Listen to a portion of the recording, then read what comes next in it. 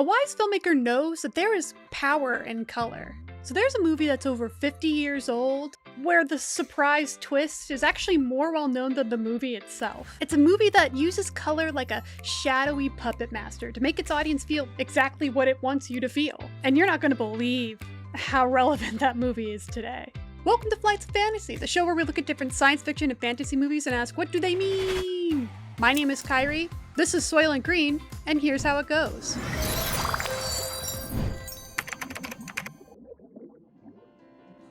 We start with a montage of human progress with a soundtrack that progresses from quaint and simple to claustrophobic, busy, overcrowded. After a murky green city wide shot, we get our setting. The year is... So, the year is 2022, the place is New York City, and our hero is Detective Thorne, who's trying to solve a murder in the Big Apple. The Earth is not doing so hot. The population of New York City alone is over 40 million people. The overpopulation, combined with the food shortages, combined with class stratification, means that humanity has turned to a different source to provide food for its many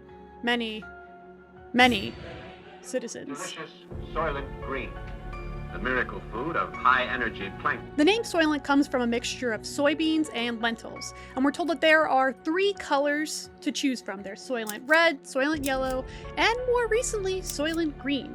Soylent Green is so popular that it is difficult to keep up the supply. Remember, Tuesday is Soylent Green Day. So Detective Thorne is actually investigating the murder of one of the board members of the Soylent Company, Mr. Simonson. We, the audience, actually see a shady trenchcoat man hire an assassin from the slums to kill Mr. Simonson with...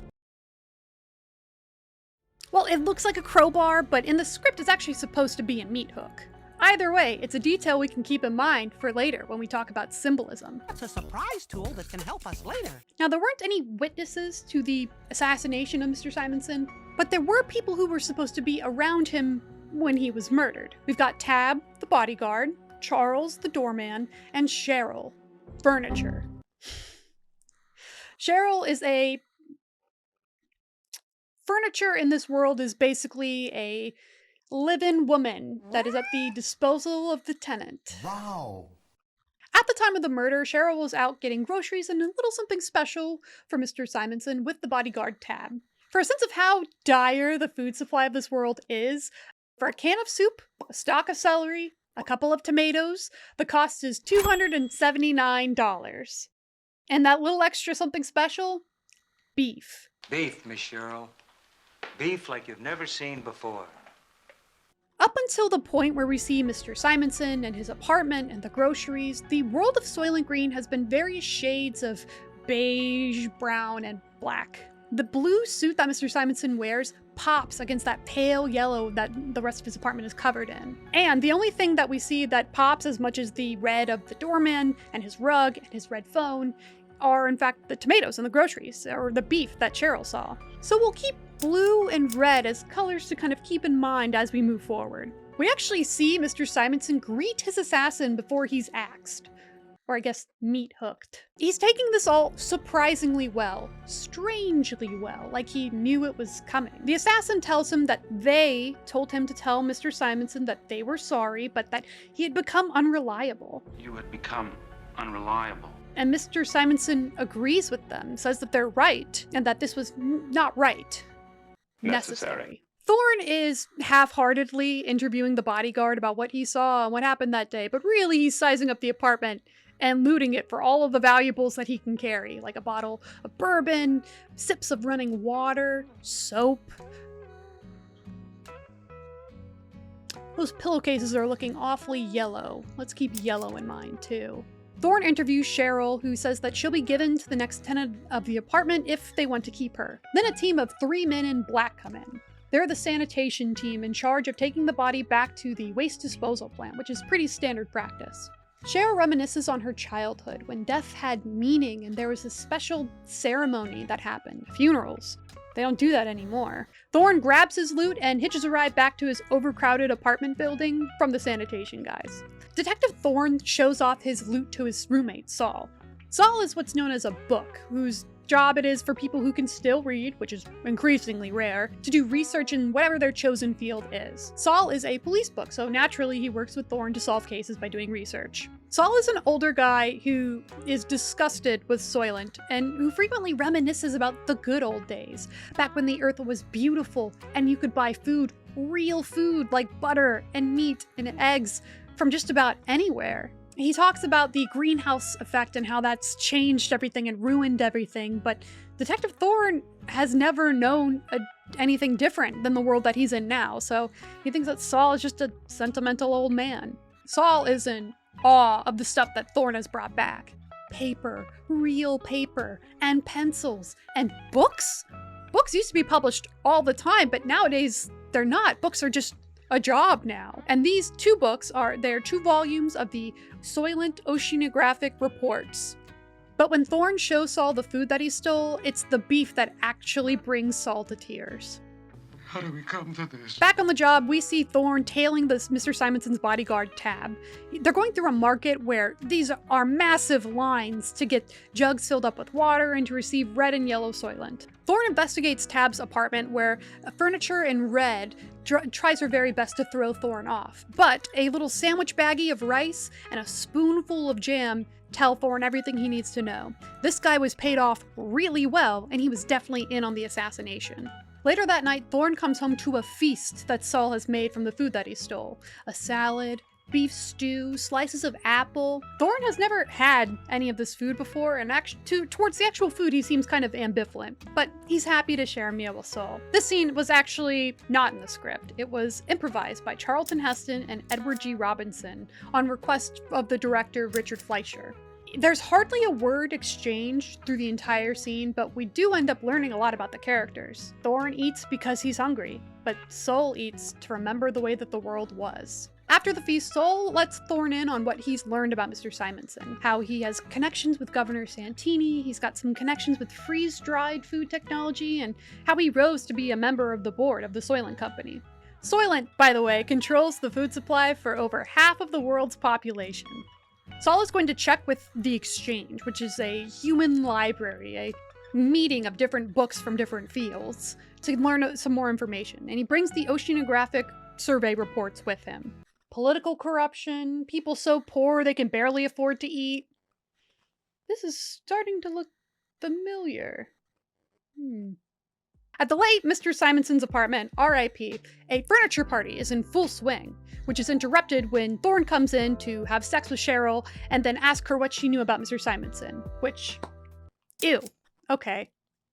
Ew. The party is interrupted again when Charles the doorman comes in and starts slapping the girls around. Thorne puts a stop to it, and after the sudden end of the party, he and Cheryl get a little time to appreciate the finer things in life, like AC and a hot shower. But there's no time for joy. Thorne has to go to church. Cheryl had let him know that Mr. Simonson had taken her there twice in the months leading up to his death. The church is a kind of sanctuary for the poor, for the sick, for the forgotten and abandoned. Thorne interviews a very traumatized priest who seems exhausted as he drops a subtle reference to the original source material for Soylent Green. Should I make room? This is very important. I can't help you. Thorne tries to get the priest to tell him what Mr. Simonson confessed to. What's the truth that's made this priest so dead inside? But the priest doesn't say. What did he confess? Sweet Jesus. Things get worse for Thorne when he goes to the station and his captain tells him that they are closing the case. Don't worry about it. Doesn't need to be solved. We, the viewers, see earlier that the shady trenchcoat man had already compromised the captain, and we'll see the shady trenchcoat man again. Thorne tries to storm off because he's angry, but then, psych, he's put on riot patrol at the market. We see the shady trenchcoat man again, and he's meeting up with the Governor Santini in the last tree sanctuary of New York. They decide together that both Thorne and the priest need to die. The priest for whatever he learned through Mr. Simonson's confession, and Thorne for his refusal to let this case go. We then see bodyguard Tab take out the priest in a confessional booth. At the market, it's Tuesday. Remember, Tuesday is Soylent Green Day. And everything from Soylent crumbs to plastic Tupperware are being sold. The people end up rioting because the market has run out of Soylent Green thanks to a shipping error. These giant dump trucks called scoops come in, where they scoop up the rioters by the scoopful and then dump them in the back of the trucks like garbage. Where do the people go after being picked up by a scoop? Who knows? Who knows? That's when the assassin who killed Mr. Simonson tries and then fails to kill Detective Thorne, although he does get a shot in his leg off before he's crushed by one of the scoops.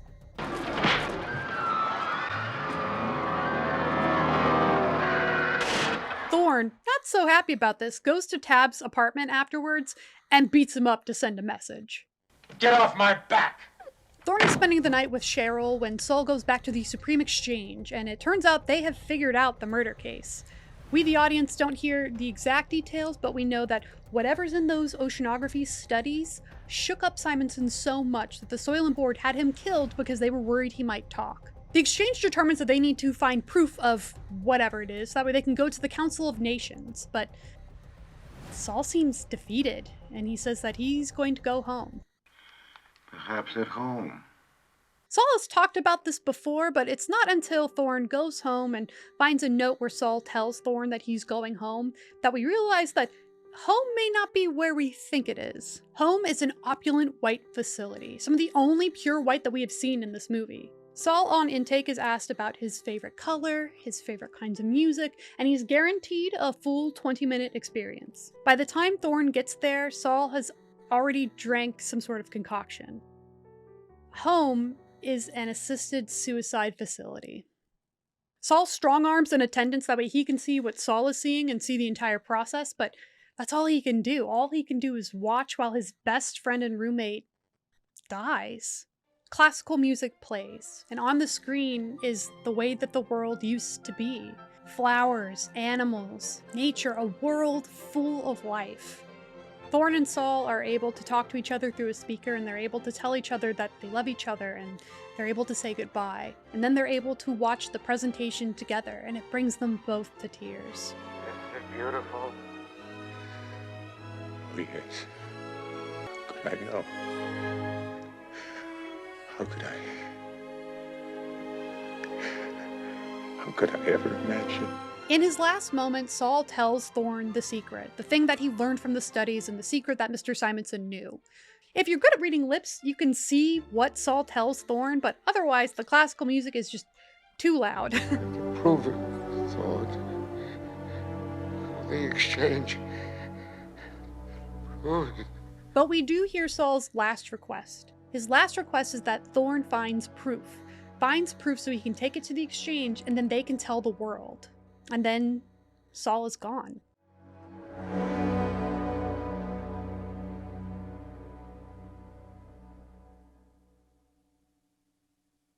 This scene by itself is beautiful, but sad. The orchestral music is chills. And the acting for this with Charlton Heston, but particularly with Edward G. Robinson, was very well done. And when you find out what was going on behind the scenes, this scene becomes outright tragic. You see, the actor for Saul had a secret while he was filming this scene. And this scene was the last scene that he ended up filming for the movie before he himself wrapped. After a career lasting over 50 years, Soylent Green brought the total amount of movies that Edward G. Robinson worked on up to 101. And this scene, the last scene of the movie, would be the last scene that he would ever shoot. Edward G. Robinson was dying. Actually dying when he filmed this scene. He would pass away 2 months after the wrap of the movie due to bladder cancer. So I want you to rewatch this scene with that in mind. There is something incredibly haunting about watching somebody confront their own death through their art. Another example of this and personal favorite of mine was when David Bowie did it in the music video for the song Lazarus. I would highly suggest watching it to get what I mean here. Look up here, I'm in heaven. Also, I just really like that song. I like the mythos of David Bowie, and maybe one day I'll cover it, who knows. So Thorne has this terrifying new knowledge of the world, how it used to be, but also what's happening in it now. Thorne ends up sneaking to the loading dock of home and then hopping on a waste disposal truck to follow it all the way to the waste disposal plant. Although the drivers are wearing all black, it's interesting that the truck and the waste disposal plant itself are all white. Thorne sneaks into the bowels of the plant until he comes across the room where he sees them dumping the dead bodies into this giant vat of water. And then the conveyor belt where the Soylent Green is produced. This is his proof. Thorne escapes and makes a phone call to Cheryl before he goes into the exchange. He tells her to go with the new tenant and to just live. His one wish for her is to just live. He's then connected with his chief, but it's too late. Where the hell have you been? I'm at the exchange. A group of men are there, and they intend to silence him. Thorne runs to the church, but just as he reaches it, he's shot by bodyguard Tab. The two end up fighting in this overcrowded church, with everyone just watching him. But Detective Thorne manages to stab and finish off bodyguard Tab. The police chief arrives, and Detective Thorne is not doing well. As he's taken away on a stretcher, he's screaming and telling the chief that he needs to go to the exchange. He needs to tell them that they were right and give them proof, so that way they can tell the world the truth. Get to the exchange. You gotta tell them they're right. And the truth is that the ocean is dying, that the plankton are dying. Soylent Green is made of people. The end. Soylent Green is people! We gotta stop them somehow!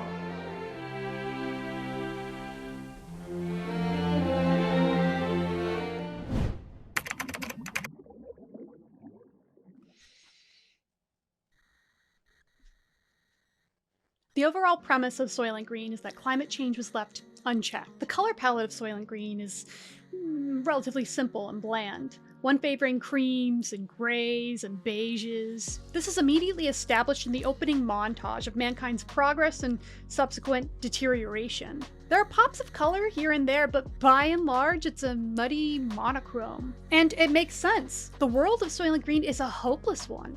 And even as dire as their situations are, the people don't even realize just how hopeless it is. You know, there are idiots in this world who want to take away everything we've got. Everything is already lost, and what little they have is just an illusion. For everybody except for the older generations who remember it and the ultra-wealthy, nature and the world of Soylent Green isn't real. It's a popular decoration, but it's fake. How could I know? As a result, humans in this film have largely lost what we think of as humanity. The lower class are objects defined by their occupations, books, and furniture. Home, a word that makes us think of safety, a refuge from the world, is a euthanasia center. The only respite these characters have is in death.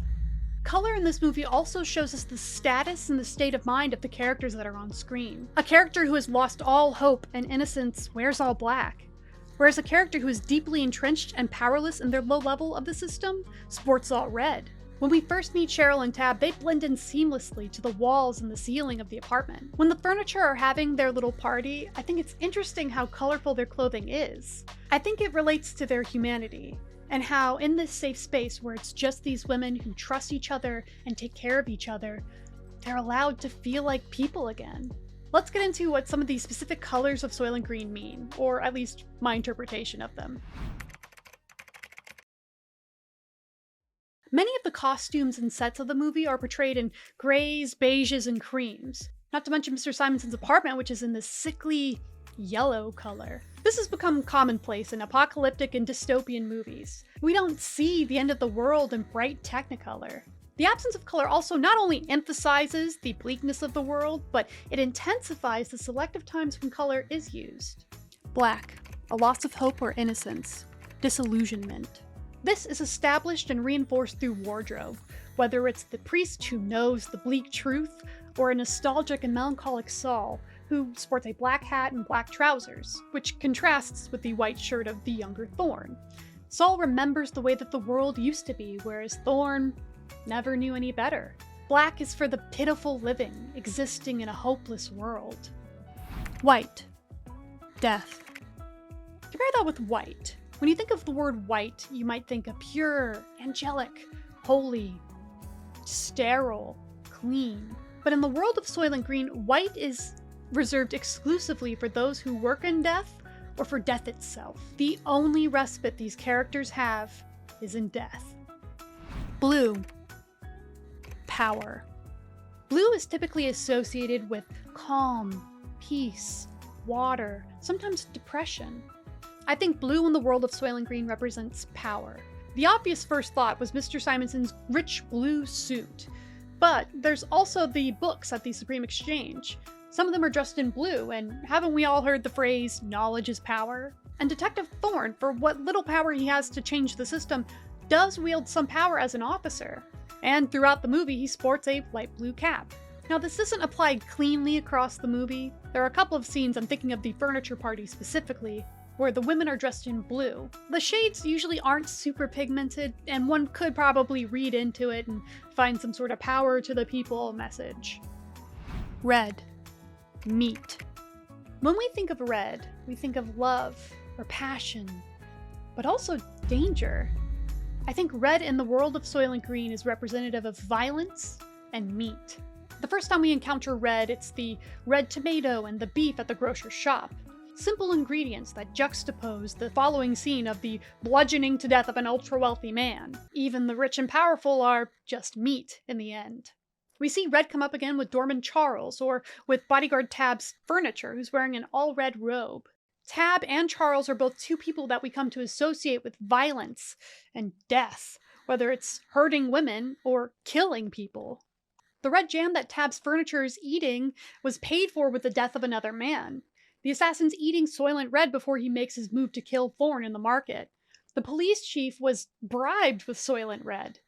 I don't think it's a coincidence that the last thing we see of Detective Thorne is his hand as he desperately reaches for somebody to listen to him, only for that to fade into red tulips. Everybody in this world, whether they know it or not, are just meat. Sustenance in the making. Yellow. Harvest. Yellow can be thought of in terms of happiness and sunshine, but it also is associated with cowardice or deception. I think in Soylent Green, yellow is very representative of harvest. Yellow also comes up in the plates and the fridge and the cups of Detective Thorne's apartment. Tools with which to consume the harvest. Mr. Simonson is a man who has built all of that wealth and all that opulence around him based off deception, based off the deception of what Soylent Green is and what he's feeding to the masses. The most chilling use of yellow, however, is in the robes of the people who work at home, the ones who take Saul's body away. It's rimmed with yellow as they are reaping their own harvest. Orange. Gone.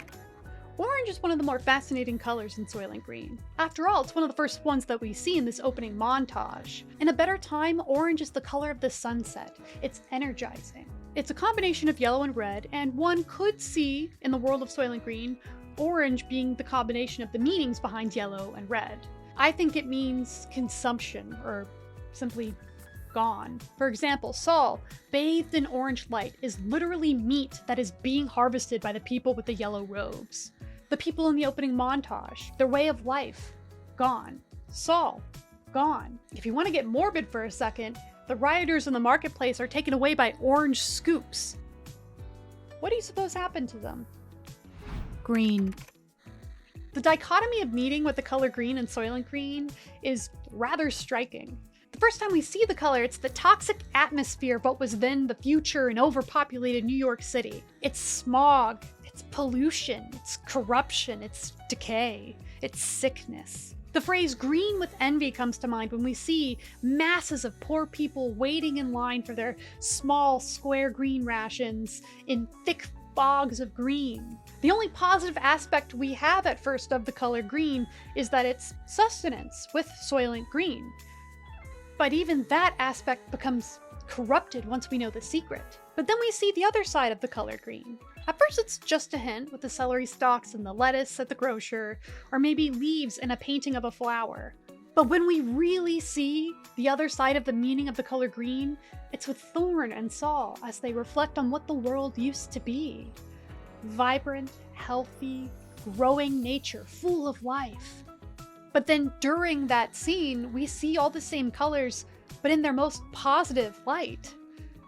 Blue is peaceful, orange is majestic, green is healthy and vibrant and growing in nature. Seeing the colors in that context gives a whole new kind of heartbreak to Thorn. He's losing his best friend, but he's also experiencing this version of the world and knowing that he will never get to experience it. It changes him. Thorn starts as a kind of corrupt guy who does really skeevy things, but he becomes a man who uses some of his last precious time to tell Cheryl to just live. He becomes a man who probably gives his life to try to tell the world the truth. So what does green actually mean in this movie? I'm gonna leave it up to you. Let me know what you think in the comments. Final thoughts. Covering a movie where ultimately the world is hopeless in times that sometimes feel hopeless. Think of all the alarming news headlines on every hour. It's a lot.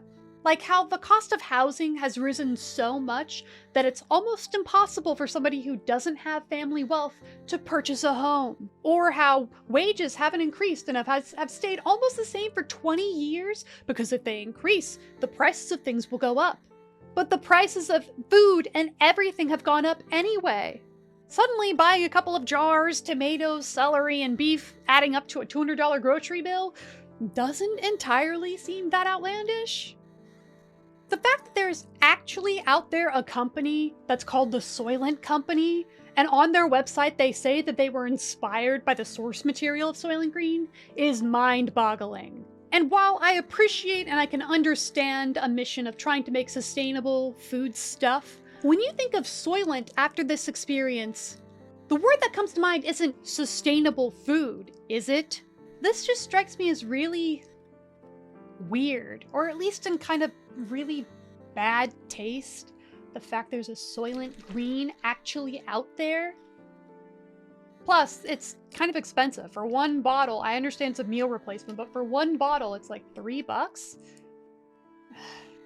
And coming out of this movie, it's hard not to feel frustrated with how true some of it rings.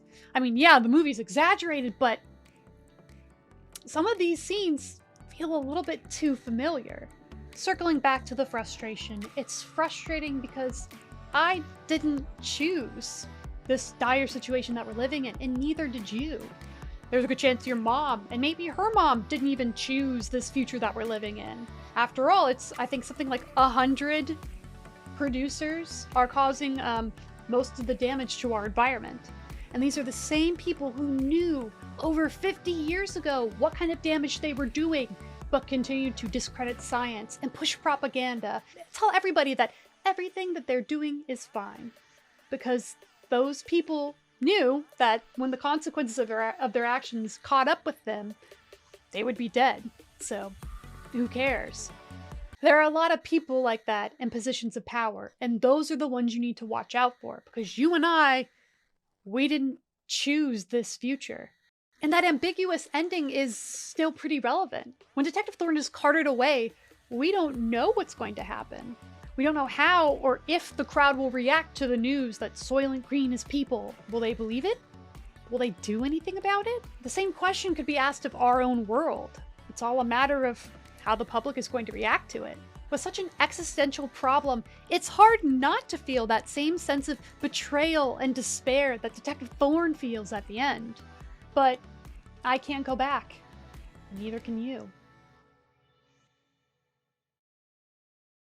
So what will you do if the end is coming? You could sit and watch and wait.